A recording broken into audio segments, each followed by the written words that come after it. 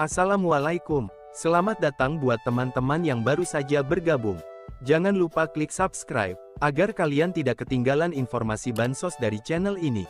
Buat teman-teman yang sudah subscribe dan like video ini, saya ucapkan terima kasih. Semoga kalian sehat selalu, dan dilancarkan rezekinya.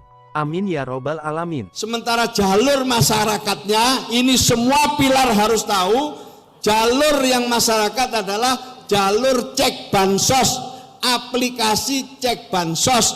Di sana ada usul sanggah, di mana masyarakat boleh usul dan boleh menyanggah jika ada data yang memang tidak semestinya masuk dalam kategori miskin.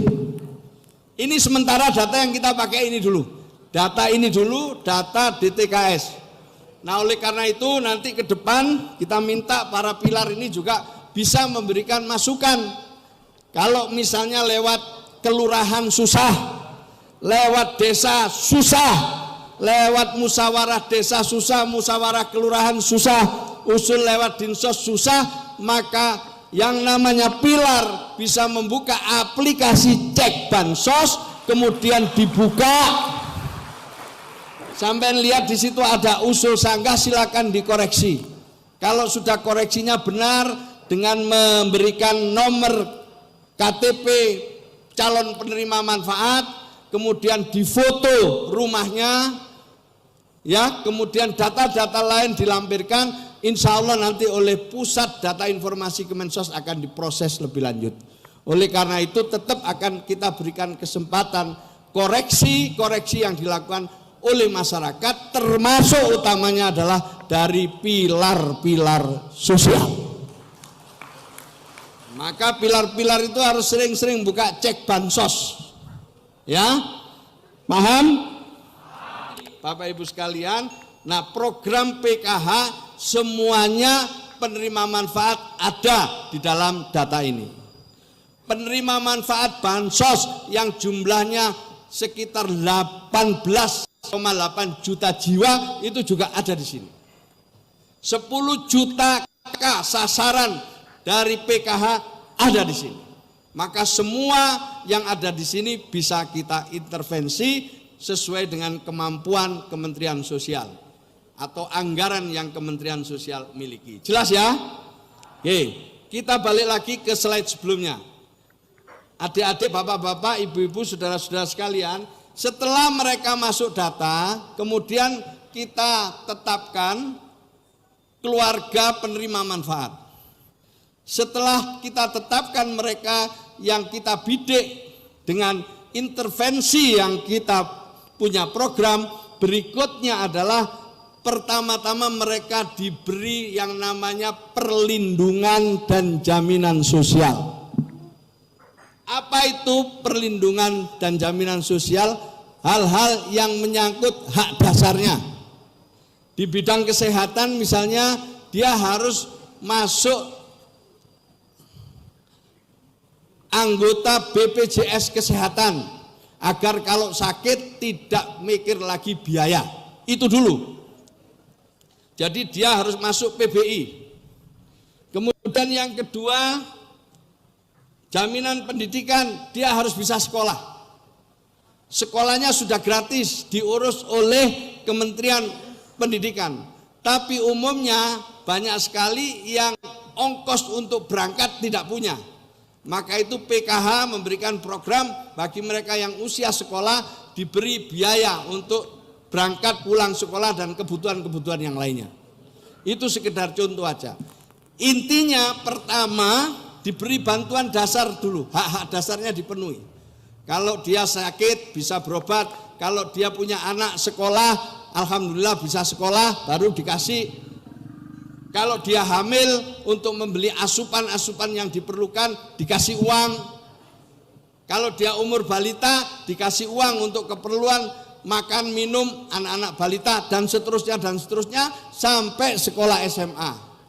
Tadi saya teruskan, lulus SMA yang mau kerja dengan kartu prakerja, yang ingin kuliah lewat kartu Indonesia Pintar atau bidik misi. Itulah dan seterusnya seperti itu Bapak Ibu sekalian. Maka kalau perlindungan sosialnya sudah cukup, sudah selesai, maka nanti digeser ke paling kanan, pemberdayaan. Jadi kalau sudah perlindungan dasarnya selesai, maka digeser ke kanan. Ini pilar-pilar harus paham, mana keluarga-keluarga yang sudah fungsi-fungsi sosialnya sudah lengkap, paripurna, maka harus digeser untuk diberdayakan sesuai dengan kemampuan mereka. Yang mau usaha didorong usaha, yang mau pengen punya keterampilan didorong untuk ikut pendidikan pelatihan dan lain sebagainya, nanti diidentifikasi oleh para pilar-pilar sosial ini, para pendamping ini. Bagi yang tidak bisa langsung diberdayakan, kan ada tadi kelompok rentan dan penyintas, itu di tengah, dia direhab secara sosial. Kalau ada anak kena narkoba, otomatis dia tidak bisa langsung diberdayakan, maka direhab dulu, setelah direhab baru nanti diberdayakan. Jelas ya? Nah, sekarang singkatnya Bapak Ibu sekalian, di dalam program kerja kita ini atau proses bisnis kita ini, Bapak Ibu sekalian, kita harus punya target. Berapa orang yang masuk dalam program Keluarga Harapan misalnya bisa graduasi, bisa lulus setiap tahunnya.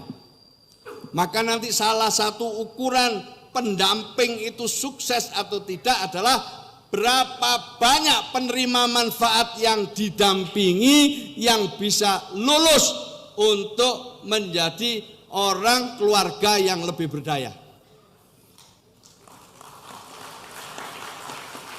Jadi tugasnya pendamping ukurannya di situ. Kalau dia tidak sanggup, ya ini termasuk yang tanda tanya. Jadi harus punya kerja keras ini nanti para pendamping ini. Luluskan aja yang udah potongan luluskan. Jangan kalau potongannya sudah lulus nggak kamu luluskan. Mereka umumnya pengen dapat bansos terus sepanjang hidup. Maka itu para pendamping, mari kita bikin perubahan cara berpikir kita. Siapa yang paling banyak meluluskan mereka-mereka yang belum beruntung, yang kita sebut mereka yang sudah graduasi itu, nanti kita akan kasih reward. Kita akan kasih apa itu namanya? Penghargaan dan apresiasi.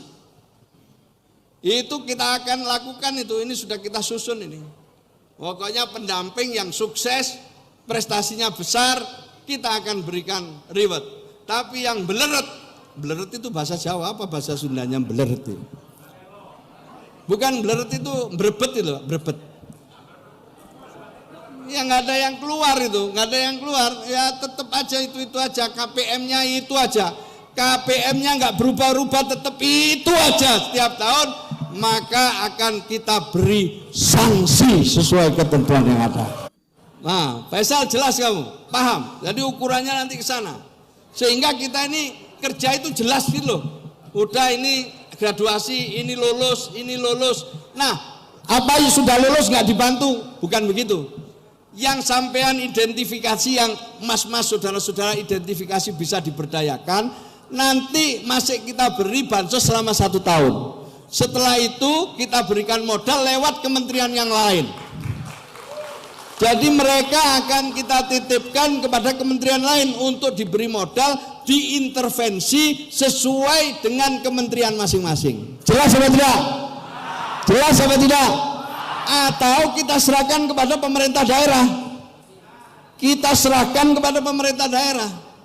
Pokoknya tugasnya kita semua meluluskan mereka-mereka yang selama ini hanya mendapatkan bansos dari kita. Siap? Sanggup? Sanggup? Nah, kalau Bapak Ibu sekalian kerja keras, saya juga akan kerja keras. Biar P3K ini lolos semua. Saya akan berjuang. Jadi sama-sama berjuang. Bapak berjuang, kami juga berjuang. Siap? Siap? Dah, itu aja saya kira Bapak Ibu sekalian, saya nggak akan lama-lama. Karena yang penting paham kerjanya. Paham apa?